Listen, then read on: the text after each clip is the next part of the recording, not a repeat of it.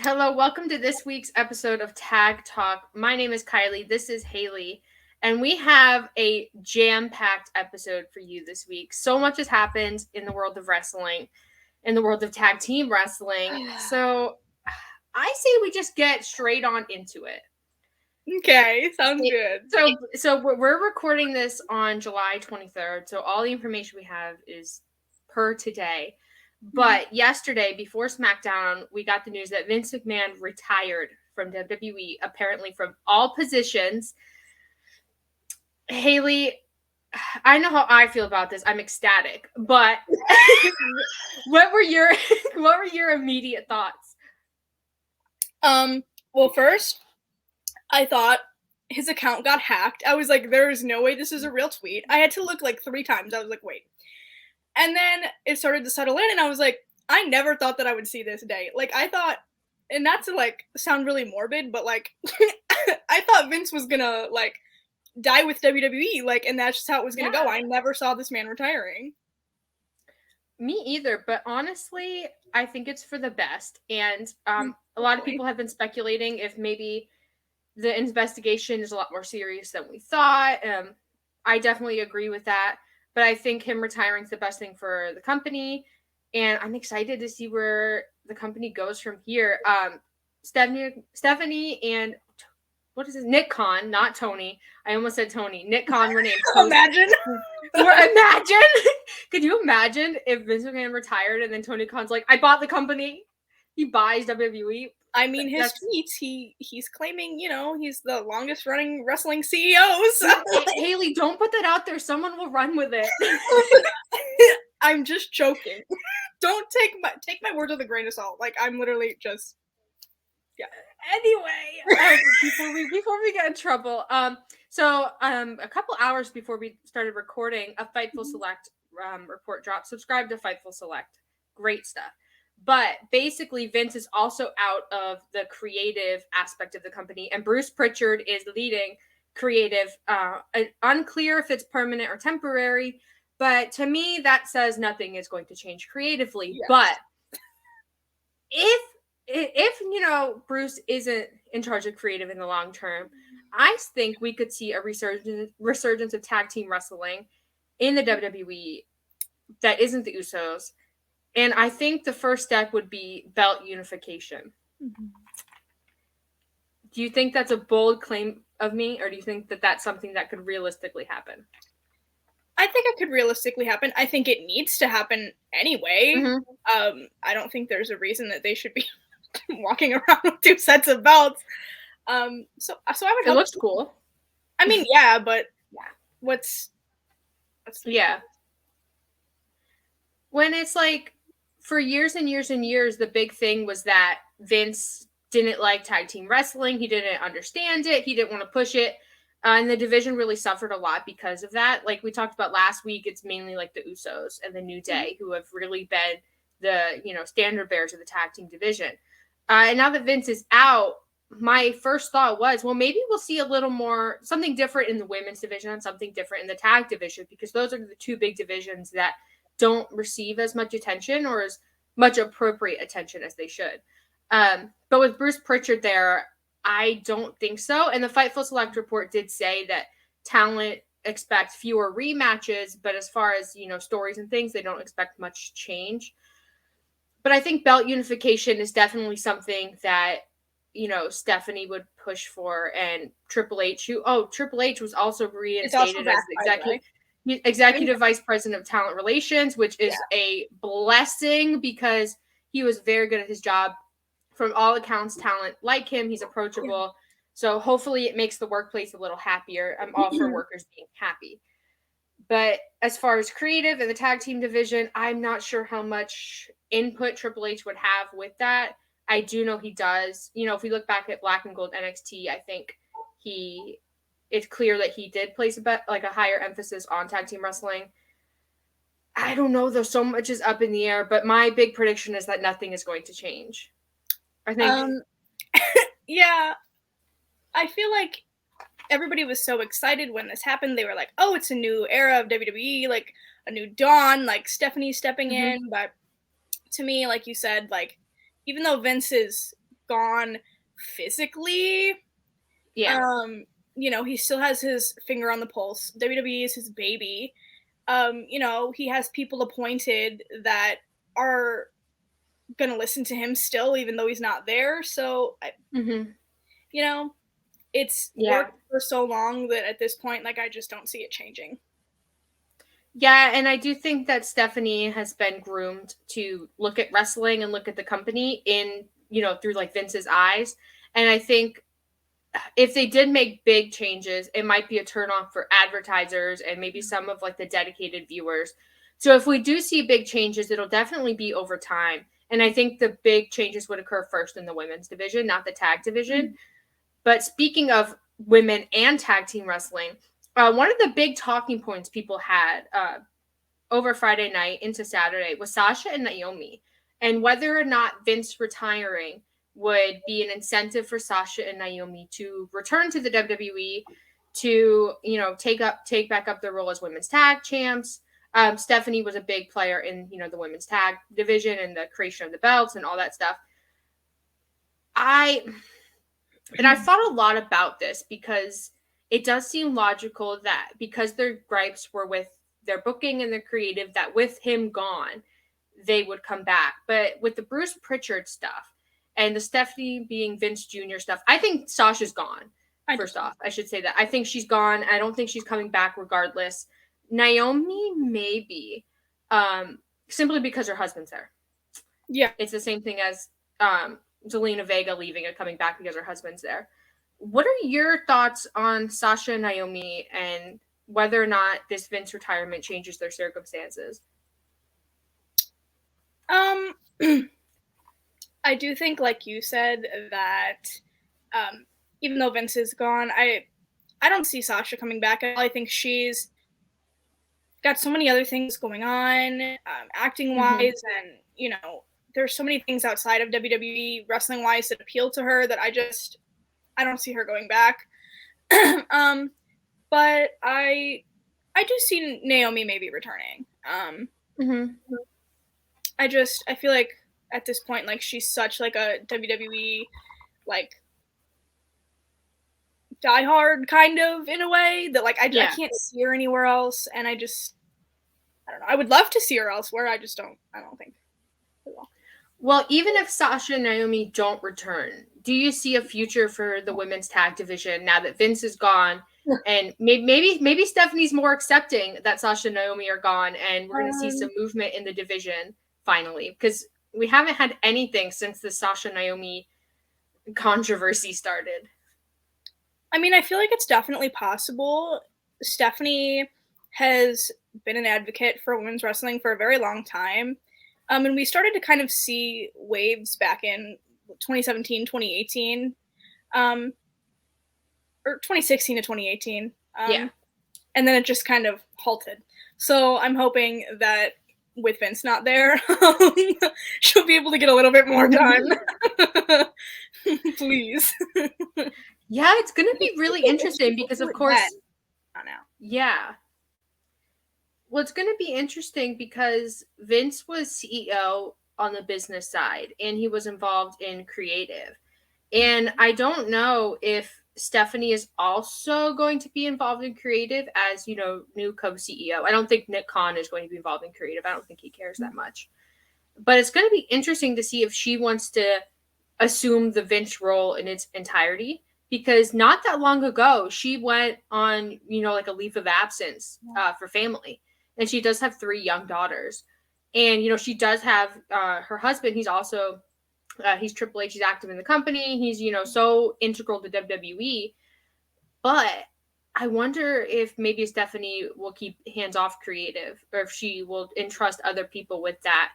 And if she does, I don't know. It's such a weird situation. And it's been decades since Vince has been out of WWE. Like, he's been there for so long, since the 80s. And so we're in such a weird place where everything is in flux. And I think they're going to want to hold true to everything that was Vince. I mean, I hope that they don't, because I would love WWE to be watchable on a weekly basis. But I don't know. I'm just so confused by, one, Vince retiring, I never expected that. And 2, I'm confused by where Stephanie stands, because how do you go from leave of absence to interim CEO to co-CEO? And she's still chairwoman too. Yeah. Mm-hmm. I think for at least right now, there aren't going to be any immediate changes like people assumed that maybe there would be. It's definitely going to be like little things over time. But I'm hoping it starts to kind of pay off. Definitely with the women first. Please. Yeah.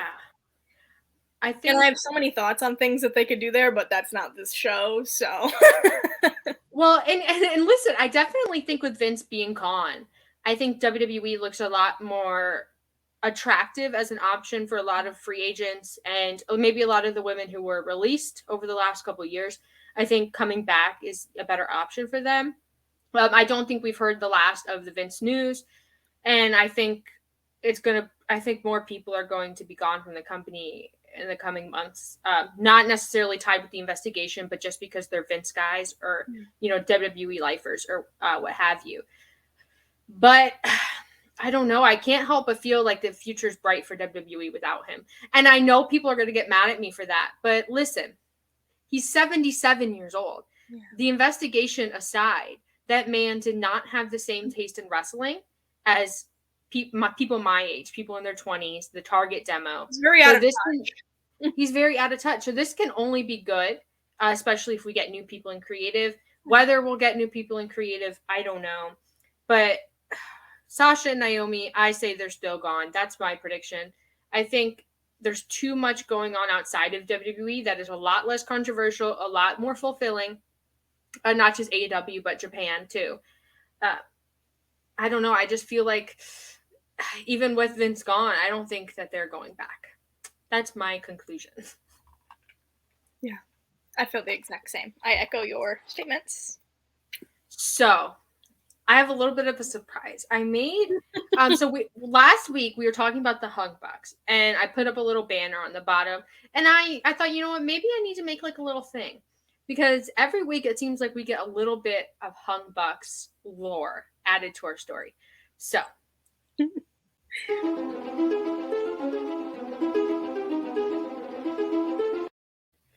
Not the music.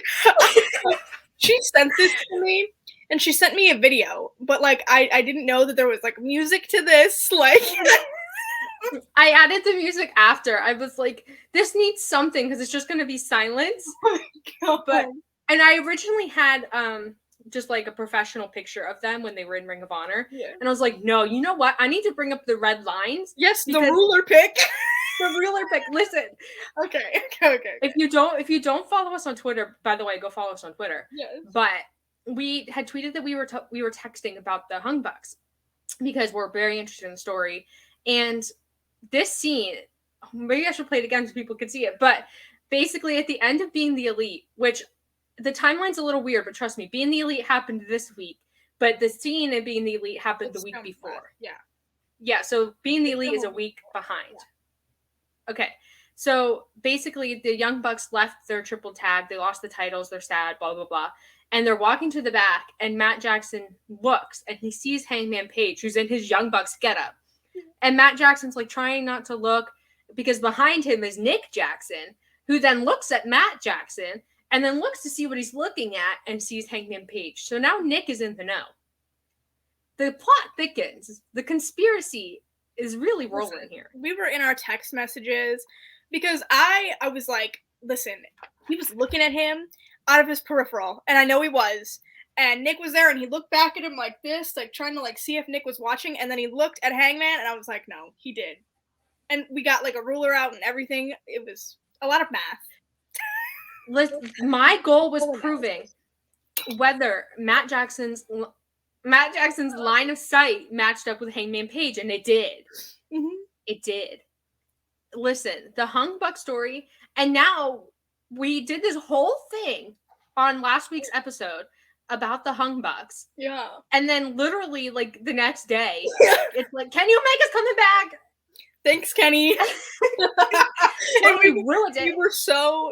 We were so like, yeah, we just can't see Kenny coming back anytime soon. Like, he has so many injuries, he's healing. Like, they're definitely like moving forward with the Hung Buck story, and now, And they are, but it's like so weird to me because clearly they would have known Kenny was coming back yeah, before, because Fightful Select reported that Kenny, they're working towards a comeback and they have been penciled in for a match with the Young Bucks at All Out, a trios match with someone.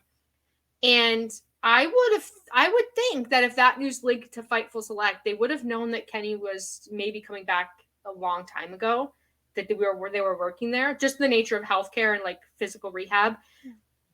And I did a couple polls about this because I was really interested with Kenny coming back if people would still be invested in the Hung Buck story.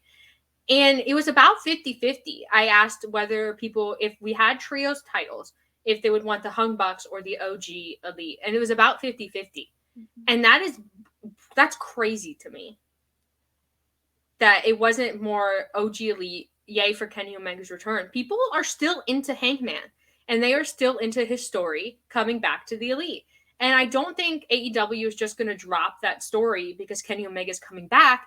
But then at the same time, how do you fit Kenny Omega into this trios? Listen, I have thoughts about Kenny coming back.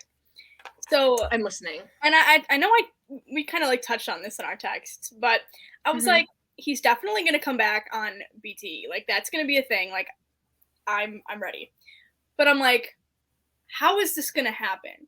And so I was thinking, like, it's definitely, maybe there's going to be a moment between, like, Matt and Hangman, and, like, they're going to reconcile and, like, talk it out, whatever, and then Kenny's going to pop in and, like, cock block them and be like, hey, guys. And then we're just never going to get a resolve. And I've been thinking about it because I went back and I watched some of the Being the Elite episodes for the weeks leading up to Hangman winning the title and then afterwards.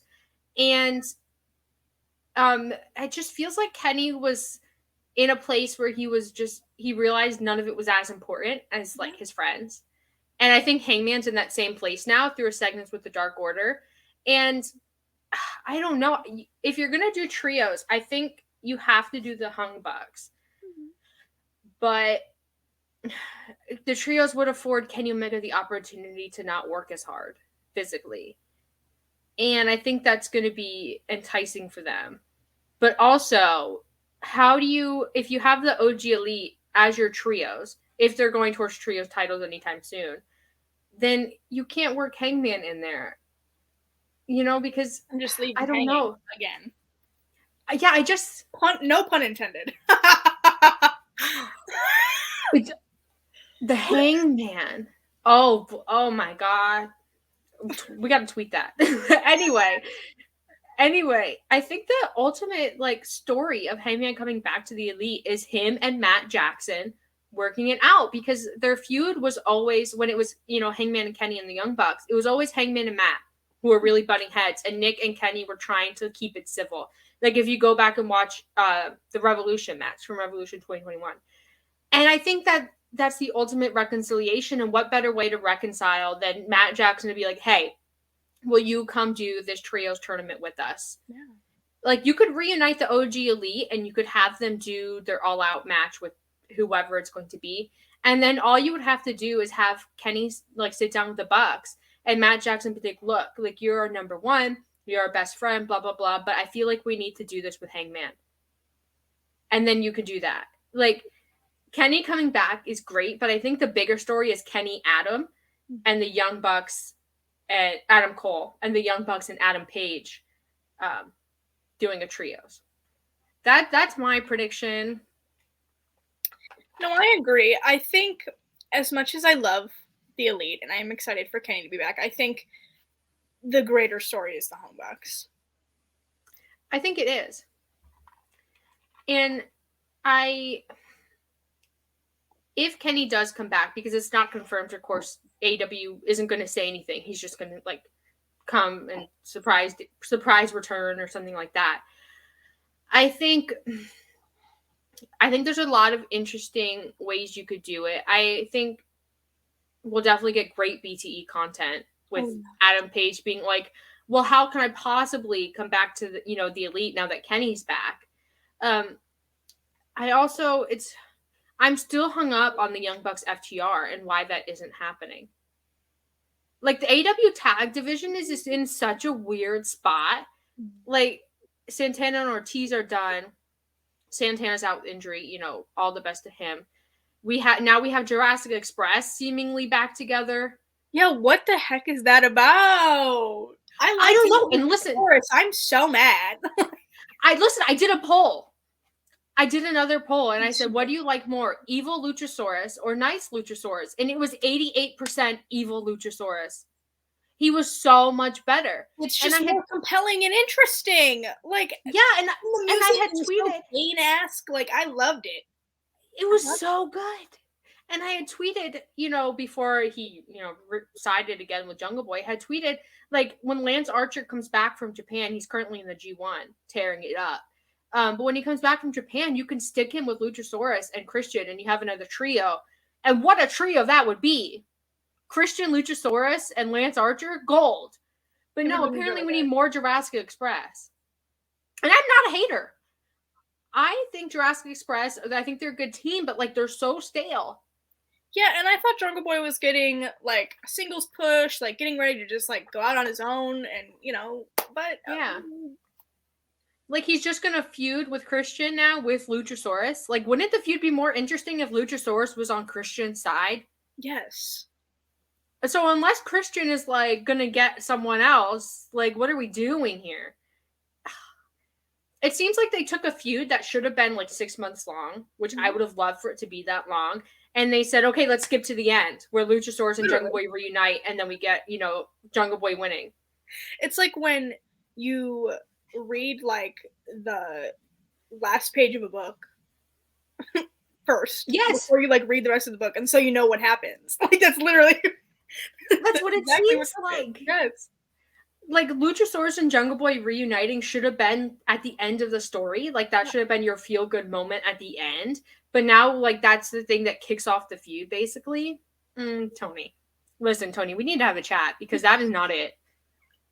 And the poor Varsity Blondes. I know. AEW. Like, I love AEW, and I love all these people we're talking about, and I respect Tony Khan. But if you look at the state of the tag team division, it's suffering. And it was one of their strongest divisions at a point. And they always kind of touted, like, having the best tag division in the world and, wanting to make it that way. But it's slipping a little bit. And you know what? I'm going to be honest. I think it's because they took most of the heavy hitters from the division and made them trios. The Young Bucks, the Lucha Bros. Even FTR with their CM Punk thing, I think you could put them in there. So, listen, if we don't get trios titles immediately after All Out, and we could go between All Out and Full Gear building that, then we're in a rough spot. Yeah. Kenny's back. Like, the clock's ticking. And we can't wait that much longer. Like, all these guys are just suspended. Like, it's like suspended animation. They're just there. They're just floating. I could go on. We talked about this, ad nauseum in other episodes, and nothing has changed in the last, what is this, Tag Talk 7? The last 7 weeks.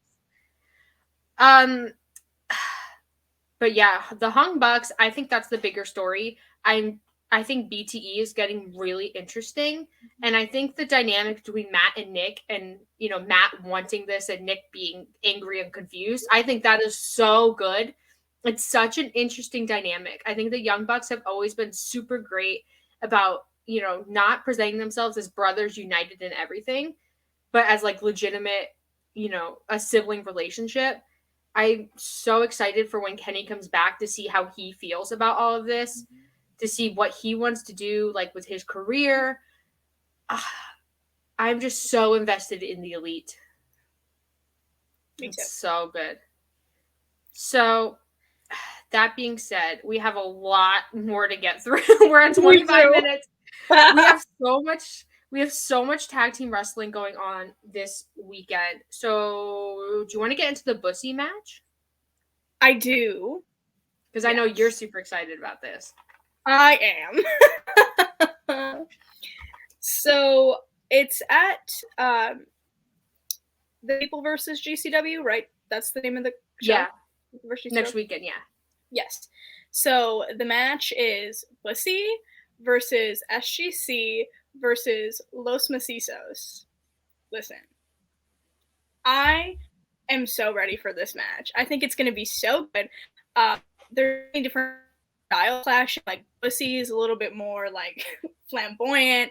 SGC kind of has like that like brawling. Like they're not like afraid to pull off like big oh crap moments. And then we have like the lucha stuff with Los Macizos. I'm just so ready. I'm ready. It's been a long time since we've had such a dynamic tag team matchup in GCW. I think. Yeah, I agree. I think a lot of their tag matches, well, most of them are SGC, if we're being honest. But I think that they've all follow a very similar formula, and the spots they do, and what they want to get from the crowd. But this is something that feels very new, and I think it's really what the GCW tag scene needed. I think Bussy they're such a great team, but like SGC. Like SGC workhorses. Yeah. SGC, if you don't watch GCW, well, you should watch it just for SGC, if I'm being honest. But SGC, I don't know. There's just something so special about them and the way they wrestle. And, listen, I'll be honest. I'm not a big fan of, like, the repeated spots and all the matches are very similar and blah, blah, blah. But if you talk about tag teams in GCW, if SGC wasn't there, I don't think we would have much of a tag scene. Because there's not that many legitimate, and I say that with, very heavy quotation, legitimate tag teams in GCW. As much as I love Bussy, it's very much like it's Effie and it's Alley Catch. I don't know. I just love GCW putting something like this together. I don't know. I'm excited. And it's been a long time since I've been this excited about GCW. It's true. Yeah, I think the last time, and I'm going to be candid and honest here, like, the last time I was super excited about a GCW tag match was the TOS weekend. They had an amazing, like, tag death match. I loved it. It was really good. But that was in June. It's almost August. And they put on like 10 shows a month. So listen, you're not wrong. And I'm going to be candid and honest. I loved GCW. And the last 3 months around that, I have not loved GCW. It's very formulaic, and they have so many shows that it almost has to be that way. Like, all the shows have to be so similar because you can't really do a whole lot with stories or, with feuds when you have a show this often with no TV. Like, you just have shows. And GCW fans expect every show to be like 5 stars. Yeah. They expect pay-per-views every week. And so you can't have, like in AEW or WWE where you have episodes that are solely for story building, and they're less entertaining, but they're so important. You don't have that in GCW. And I mean, on social media, of course, the talent, they pick that up. But like, I don't have the time to, sit there and investigate everyone's social media. So GCW pulling out a match like this, it really hooks me back in. And I hope it shows out because I love all of these teams. Yeah, and I think this show just as a whole is really interesting. But I'm definitely excited for this tag match. I think as much as people watch GCW for like deathmatch wrestling, good deathmatch wrestling, I feel like one of the underdogs has always been the tag division and the tag matches. So I definitely agree. We also, Ring of Honor is running a show. I don't know if you guys know about that. I'm super kind stoked. Of like, happening tonight? Yeah. This will go up after the show, but we have to talk about it because we're not going to talk about every tag match because we've talked every week about FTR and the Briscoes. You know what we think about them. But I don't know if you guys knew, but Ring of Honor has 6-man tag titles. Ring of Honor has trios, but they've been MIA until now. So at Death Before Dishonor, which if you want to see my Death Before Dishonor predictions, which, I mean, you could see them before the show to see how bad I did. Go watch Code of Honor cast. We did an episode there. But coming back, we have the Righteous versus Dalton Castle and the Boys. The Righteous, of course, are the 6-man tag champs, and they haven't been involved with Ring of Honor since Supercard. Like, as much as I gripe about Jonathan Gresham not being on AEW TV, at least he's been mentioned, and he's been on TV in the last few weeks. Like, first of all, we have no trios division in AEW and no trios division in Ring of Honor. Like, we have these guys, and that's it. And there's no indication that any of these guys are signed to Ring of Honor. Granted, they probably are. Dalton Castle being on AEW TV is a pretty big indicator that he's signed. But I think this match will be good. But, like, what are we doing? Like, are these going to be our trios belts for Ring of Honor and AEW? Like, are we bringing them back just to have the Righteous on the show? Because the Righteous are, Ring of Honor fans, the Righteous are, that's it. I think this match will be good. I think all the tag matches on the show will be good. But I have a lot of gripes about the way the 6-man tag titles have been treated since the Tony Khan era began. I was under the impression that, honestly, they were, like, retired titles because we just hadn't heard about them at all. Like, the Righteous won, and then just nothing came out of it. So when this match was announced, I was hopeful that, like, they're going to be involved in kind of Ring of Honor again. They had amazing runs with the 6-man tag titles. I mean, Shane Taylor, the Hung Bucks, the Kingdom, like, incredible groups. And I feel like I don't want them to be underutilized. I'm a little scared. Yeah, and people talk a lot about AEW and WWE having too many belts and that there's too many champions, which, that's a valid criticism. I'll give you that. Yeah. But with Ring of Honor, with the roster this small, I'm almost hoping that they retire these belts because if we look at the tag division, it's FTR, it's the Briscoes, and it's Tully Blanchard Enterprises. That's it. So far, I should say. There's basically no women's division. There's a very strong male single division, but they're all basically champs. Like Samoa Joe, Wheeler Yuta, and Jonathan Gresham. They're all champs. And so I'm almost hoping they retire these. And, you could always bring them out of retirement later on the line. Yeah. But I don't like the way that the 6-man belts are like an afterthought. Yeah. Because the trios division takes a lot of thought and a lot of planning to do properly. Because trios, it's not like tag teams where you can like just throw a match together and it's good. Trios, like, there's a lot more at play. There's so many moving parts. You have to really take the time to think it through. Like as we saw in AEW with how they built the trios division over a course of months.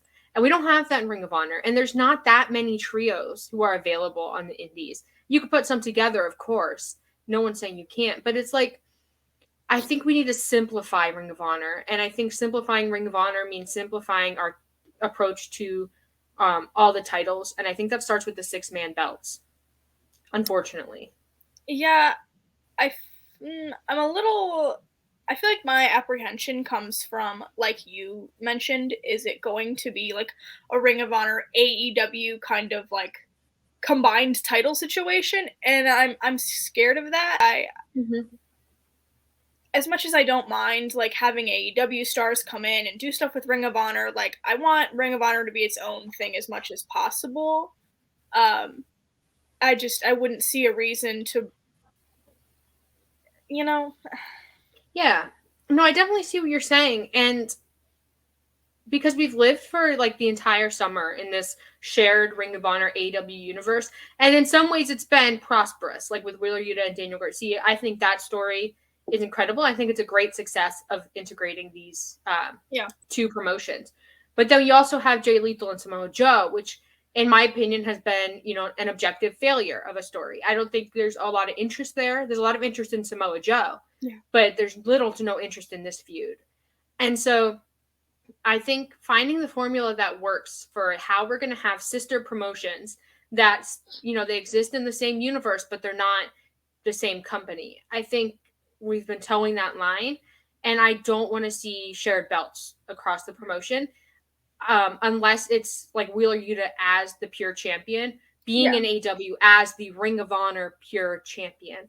I don't want 6-man, titles where they're going back and forth, and now, maybe they have a defense in Ring of Honor, and maybe I'm not that interested in it, but that now means they're absent from AEW.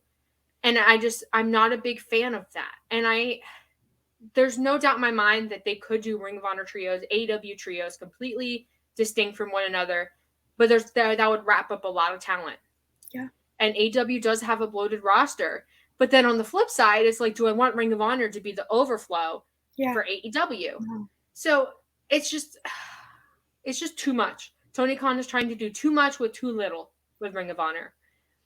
And maybe that'll get me a lot of heat. Maybe people won't like that I said that, but I'm going to speak the truth. And I think the trios title should be retired. And I think, especially for right now, like you said, they don't really have a lot to work with over there. They're not on TV, like their own TV. I mean, they're on like AEW TV. But, I feel like we should wait a little bit. Let Ring of Honor get a footing. And then maybe down the line, you can bring them back. But for now, just tuck them away. Yeah, and I don't know when Ring of Honor is getting TV. I'm hoping we'll get some sort of news today. Hopefully. The pay-per-view is today, of course. We're filming on Saturday. It should be clear. But I don't know. I think with the state of the AEW tag division being so hurt by the development of trios, I think we need to slow our roll here. And I think that starts with looking objectively at Ring of Honor, at the roster, and deciding what can be cut and what needs to stay. I think Samoa Joe, I think he's a great champion, but I don't think we need to put that much emphasis on the TV title. I think the big emphasis should be Wheeler Yuta, because people love Wheeler Yuta. Jonathan Gresham, which my prediction was... No, I'm not going to talk about my predictions because I don't want people to roast me. But Jonathan Gresham and the women's division. And we can go from there because every match is a title match in Ring of Honor. And I'm not here for it. Yeah. I'm not either. And the fact that they're all on the main, card, and there's nothing on, Honor Hour that, could have swapped, Yeah. And I definitely see what you mean. I think we need more storytelling in Ring of Honor, especially if we're just going to bring back the Righteous. What have they been doing? Tell me. Where have the Righteous been? Because I've been watching and paying attention, and I have not seen the Righteous. Where have they been? Especially for fans that, maybe didn't watch them win the title or didn't watch Ring of Honor before everything happened. Maybe they don't know, Yeah, and, and AEW does great video packages, but they just throw them on YouTube. Yeah. And it's maybe they'll pull up the video package tonight at the show and they'll tell me where the Righteous have been, what they've been doing. But there have been instances where, AEW/Ring of Honor haven't done that. And that's a big problem. And I think we need to address that. And I think, listen, it's not a Ring of Honor exclusive issue. It's an AEW issue too. But listen, I'm still excited for the show. I'm still excited for the Righteous. I think this match will be good. There's also a Tully Blanchard Enterprises trio match, which will be good. It's Tully Blanchard Enterprises versus Blake Christian, Alex Zane, and Tony Deppen. It'll be so good. I hope that a lot of these guys stick around in their Ring of Honor mainstays. Especially Tony Deppen. But I talked about this on Code of Honor during our preview episode. With Jonathan Gresham being part of Tully Blanchard Enterprises, I don't think Brian Cage fits. I don't either. What is his role? If you look at all of them together, before I was like, oh, okay, he seemed like he was going to be, the main guy. But then, you got Gresham. And so now I look at all of them and I'm like, you don't fit in. At all. Listen, and as much as I don't think the Jonathan Gresham turn was good. Yeah. I do, I've talked about this, every podcast I've been on since the turn.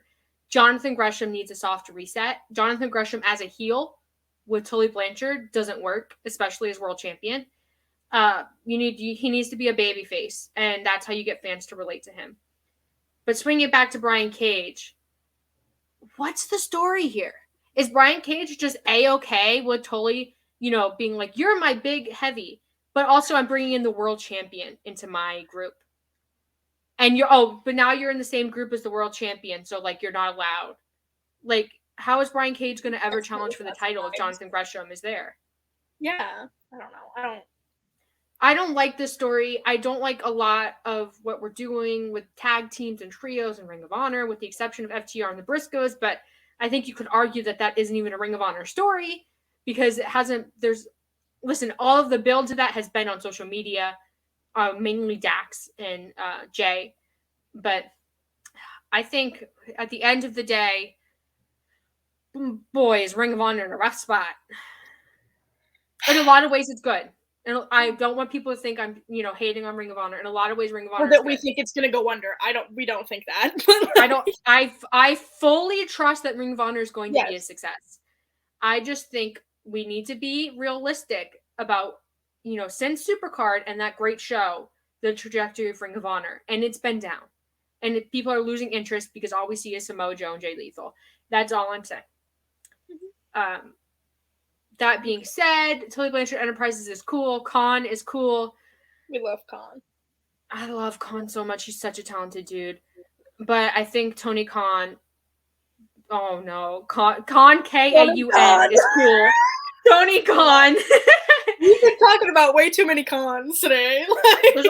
Nick Khan, Tony Khan, listen, they're all cool.